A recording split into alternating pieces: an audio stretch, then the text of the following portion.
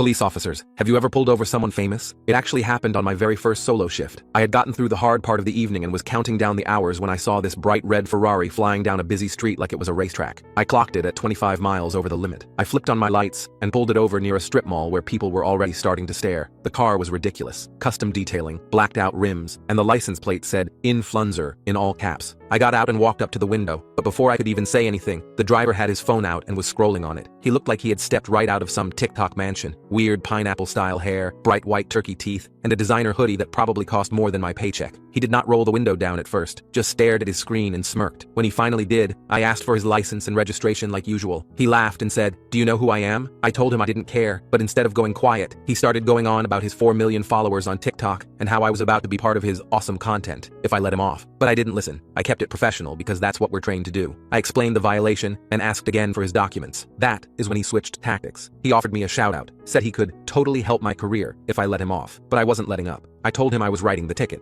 That's when his whole face changed. He got more aggressive. He started scrolling through his phone showing me videos of him with actual A-list celebrities. He said, "Look, I can make you famous overnight. Why be difficult?" Like he could not believe I was not impressed. I had just finished writing the ticket when he flung open the door and got out without permission. I will admit, I got a little nervous given this was my first solo shift, but I told him to get back in the car. Well, he ignored me completely and pulled out his phone. Before I knew it, he had started live streaming. He waved the phone around like a weapon and yelled, "Guys, this cop is harassing me for nothing. ACAB, ACAB." And I could see people at the strip mall pulling out their own phones to record. My heart was pounding, but I tried to stay calm. I asked him one more time to give me his license and registration. That's when he told me to screw off, that he was above this legal nonsense, and started taunting me, saying I should be thanking him for the publicity. I warned him that if he continued to refuse, it would lead to more charges. He laughed this demented little rat laugh and said, "I'll get you and your whole family fired, Lilin word." That's when I called for backup. And while I was waiting, he started getting personal. He told me I must have become a cop so I could harass people, because deep down, I was a creep who wanted to do that and had to find a way. Many other cops would have likely just arrested him or tackled him by now, but I wanted to avoid violence at all costs. However, that proved impossible when he shoved his phone right up in my face while ranting to his live stream. Then he got close to me. I clutched on my weapon just as a way to warn him, but instead of retreating, he started shouting I was a pig and got even closer. He yelled that I was an ant compared to him and that I wouldn't dare use force. He got even close and actually reached his hand out to push me. That was it. I told him he was under arrest for attempting to assault an officer and failing to comply with lawful orders. He flipped instantly. He started full-on screaming, "Do you know what my lawyers will do to you? My followers are watching this live." I cuffed him while reading him his rights. Backup arrived right as I was walking him to the cruiser. During his entire drive to the station,